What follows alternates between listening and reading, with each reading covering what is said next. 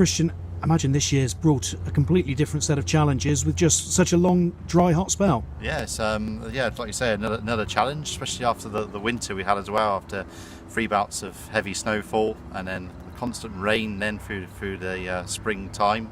But since then it's just turned into this, and it's unbelievable. But like you say, it throws up some other challenges for us to get the moisture into the ground first of all before we can start rolling and getting it all ready. So how happy are you with the wickets a few days ahead of the festival? Pretty happy actually. I'm quietly confident. They've rolled out really well. We've got plenty of moisture into the profile, which is very important. Leaving a little bit of grass on the moment to protect it from the heat, and also use the grass end to try and absorb the moisture from underneath as well. So yeah, they're rolling out nicely, and all being well, all goes well. And have you had any special instructions coming up your way from Bristol? Not as yet. No. They just in the past they just let us get on with it. They just want us to produce the best we can until any such time that they ask for anything specifically. We'll just carry on doing that. Obviously, there's only Championship and 2020 matches taking place here this year. Yep. Has that made any difference in terms of you don't need to obviously have the 1 day match strips sort of there for the whole time? You can have 2020 wickets that you can reuse again. Yes, well we'll use 4 again this year. Obviously 2 for the Championship matches, and then we'll have 1 each for the 2020. And also with the ladies, the Western Storm coming up here for the first time this year, they will use one of the 2020 wickets. So that's how it'll work this year. So you can have a bit of repetition in that sense. Yeah. The outfield is looking a lot greener than when I saw it a few days ago. Presumably there's been quite a bit of irrigation going on. Definitely, we've been throwing out as much as we can just to try and keep it alive, get some green back into it. Like you said, at the beginning of the week it was starting to look very parched. Thankfully we had a bit of a cloudier morning yesterday, and it's getting a bit cooler to allow the moisture back into the profile. But the forecast I've got, this is going to get hot again through the weekend. We might catch some thundery showers Friday afternoon, but we'll see. It's a bit hit and miss.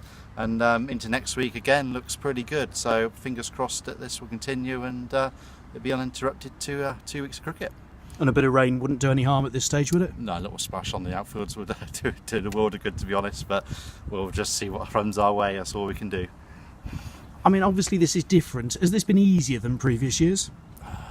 Probably say yes, because we're not having to worry about covering so much with rainfall. But again, it sort of throws up its own challenges with the heat and the prolonged heat we've had and the sunny periods to get the moisture into the profile of the square, covering it to keep it in, and then obviously rolling it out. But no, with this sunshine and this heat, it's worked out pretty well, to be honest, and long may it continue. Yeah, you haven't had to worry about covers floating off, have you? Definitely not. No. We had a bit of that in the spring, but no, it's been a great couple of weeks really, and everything's sort of like coming together around the ground. The marquees are all going nicely.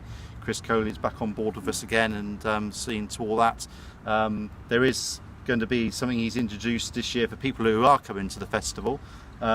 He's introduced the hub, which is he's going to have some guest speakers coming in between intervals and the end of play and before play, from all different aspects of cricket. So that'll be interesting to come along to. People who are coming to the day, which will be behind the main scoreboard down the bottom of the ground. So go along and have a listen to all the guest speakers we got coming in over the 2 weeks, which would be great. Sounds marvellous. And also there's been work done on the balcony. That's been completely renovated, and I suppose the key is in the hope that people won't notice it has been renovated. No, that's right. It looks pretty much exactly the same as it always has been. The original stood for 100 years. Well, hopefully this one will stand for another 100 years. Our maintenance department has done a fantastic job in practically rebuilding that balcony. It looks fantastic, and all credit to them.